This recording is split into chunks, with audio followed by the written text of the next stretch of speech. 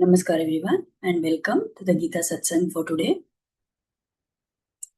So let us start with the Prarthana. By the Guru's grace and the will of Sri Krishna, we have all assembled for this Gita Satsang. May we have their guidance to be able to learn and adopt the things which will help us to grow spiritually. Let's chant the shlokas.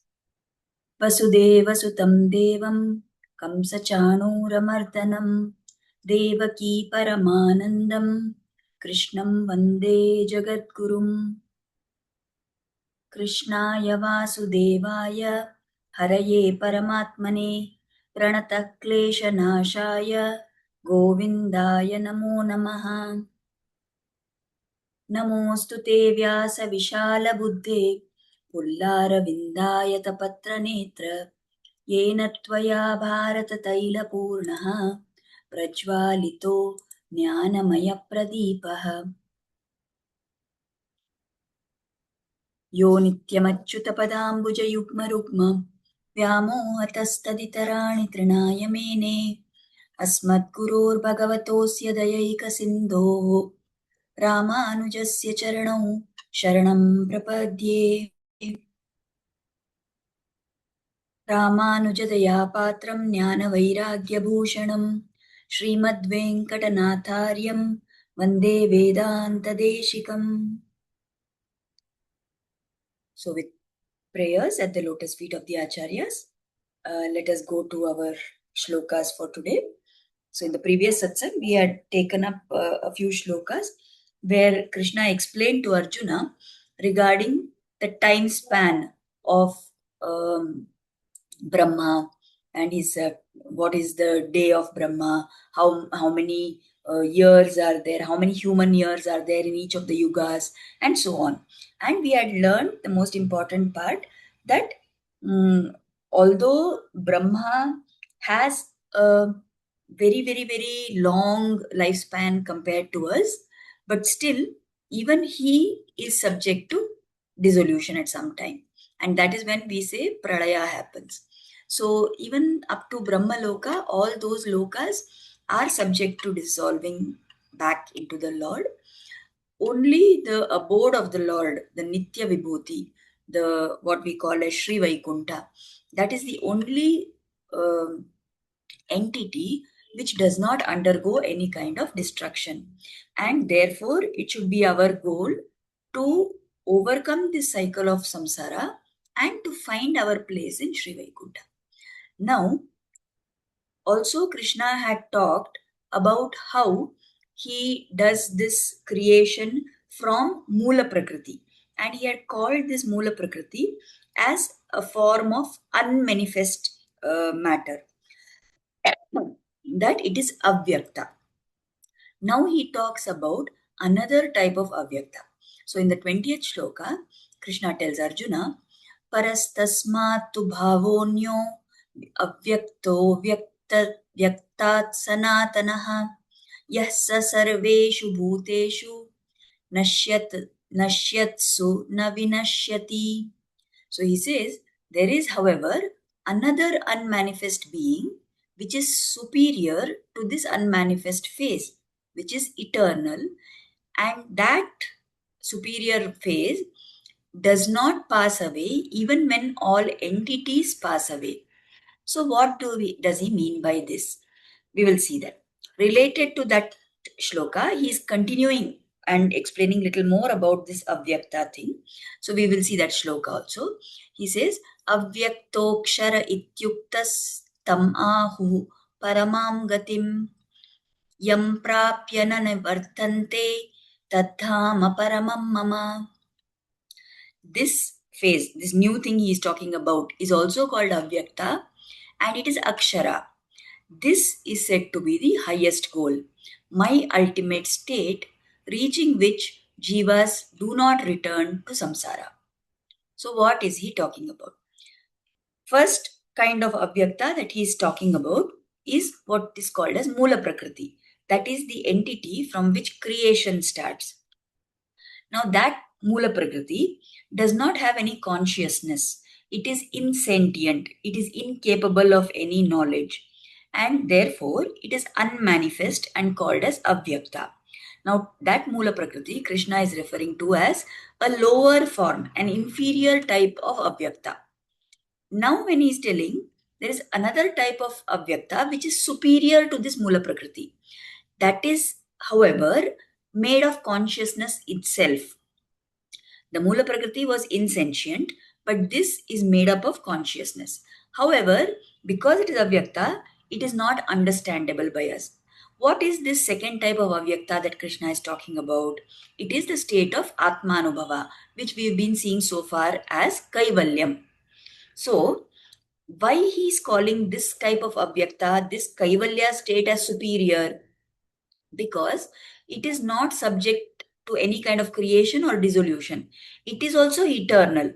If there is somebody who does sadhana and does it properly and then reaches the stage of Atmanubhava and Atma Sakshatkara, and they are not looking to go further to have Paramatma Sakshatkara, then that is what we call as the state of Kaivalyam. So this is all this state of Kaivalya is something where once the Atma reaches there, there is no further dissolution for that Atma. Just like we say that Sri Vaikunta cannot be dissolved, this Kaivalya state, this avastha, also cannot be destroyed. And therefore, it is called as the superior type of unmanifest. Now, from once somebody reaches Kaivalya, they will not come back to samsara again. Just like we say, if we reach Sri Vaikuntha, we will not come back to samsara again. Like that, someone who reaches this Kaivalya state will not come back to samsara again. Therefore, it is called as a superior state. Even if there is pradaya, other chit and achit vastu, all the living and non-living entities in these 14 lokas will get destroyed. But the jivatma who has got mukti and gone to the state of kaivalya, such a jivatma will never undergo any kind of destruction. So it is considered a unmanifest stage, but it is superior to the other type which was described before, which is the Mula Prakriti. So here in these two shlokas, now Krishna is telling, and he is telling that the state of Kaivalya is very superior. So he is praising that state. It appears like that. However, before we start thinking that, okay, Krishna is advocating us to reach this Atmanubhava only. Now he, in the next shloka, he clarifies. He tells Arjuna that although this Kaivalya state is considered a great attainment, it is very, very difficult to reach there. And if somebody has reached there, that means they have indeed done a lot of sadhana. They have controlled their senses. They have given up all contact with sense objects. They have stopped being disturbed by the dualities of happiness and sorrow in their life, labha, jaya and parajaya. They have gone beyond all the dualities, and by complete detachment they have reached this stage of atmanubhava. They have had atma sakshatkara. So it is definitely a high stage, but even more superior is for the bhakta to make efforts to reach the dhama, the place of Lord, which is Sri Vaikunta. So this he explains in the 22nd shloka. So he says, Purusha saparah partha bhaktya labhyastvananyaya yasyantah sthani bhutani yena sarvamidam tatam. So he says, the Supreme Being, the Supreme Lord, in whom all beings abide, and by whom this entire universe is pervaded, that Supreme Being is to be attained by unswerving devotion.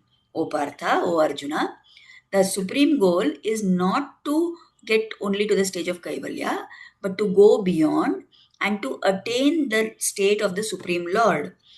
What is the speciality of the Supreme Lord? That he is the one in whom all beings are there, and he is the one who pervades this entire universe. So, rather than striving, now you remember that in the previous satsangs we have talked about how devotees belong to the three categories.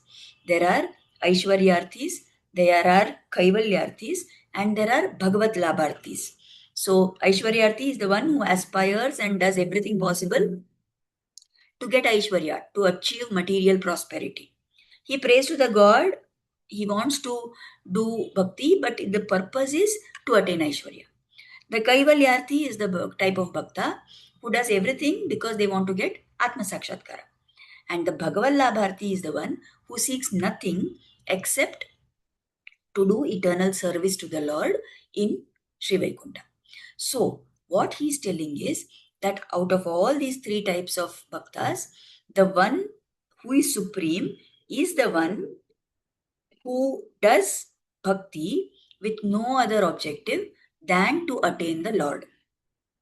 And how they will get to that Param Dhama, how they will reach the Paramapadam, how they will reach Sri Vaikuntha, which is the supreme area of the Lord, that only can be done by doing bhakti without any loss of focus, by unswerving devotion. So here, Krishna uses, now when he's saying this, he says that Purusha, to attain Purusha, who is this Purusha? Normally we think that the word Purusha indicates a man, a male. Here and everywhere in the scriptures, Purusha is supposed to refer to the Lord Sriman Narayana. There are many different reasons why he is called as Purusha. Some of the explanations which are given are like, firstly, sometimes it is told that the body is called Puram. Now, since the Lord resides within our body also, so he is the one who is residing in this Puram, and therefore he is Purusha. Purusha can also mean, it can also denote that this is somebody who has all Mangala Gunas, all auspicious qualities. Somebody who grants all our desires is also called as Purusha. And somebody who is Purana, who is Puratana, somebody who is existing since times immemorial, who has no beginning and no end, is also called as Purusha. So these are all the reasons why Sriman Narayana is called as Purusha. So here Krishna is telling that attaining this Purusha is the supreme goal amongst all the different types of bhakti that is done. Now here further he's saying, he's qualifying what is the most prime property of this Purusha, that this Purusha is inside everything and everything is inside him. So he is the supreme supporter of all. In our normal everyday life, if we say that there is a table and there is a book on the table, then the book on the table is being supported. The book is being supported by the table. It is being held by the table. Now the table is under the book. The table can't be inside the book also, isn't it? But the Lord is not like that.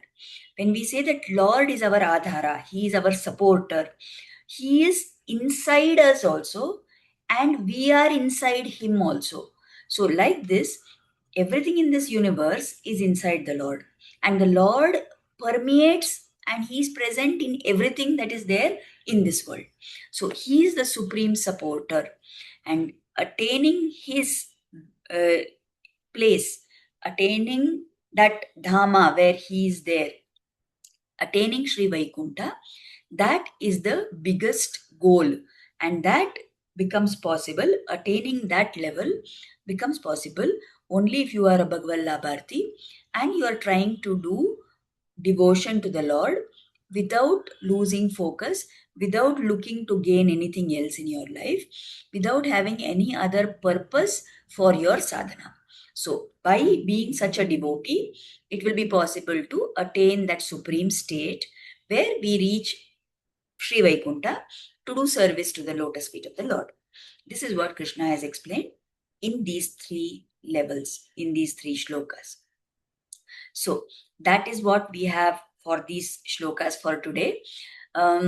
It feels like very less content, but the thing is that if we want to now move over, next Krishna is going to move forward and start talking about the different paths by which, you remember in the previous satsangs we had talked about in the previous shlokas, how who thinks what we think at the time of our death, that determines what next janma we get.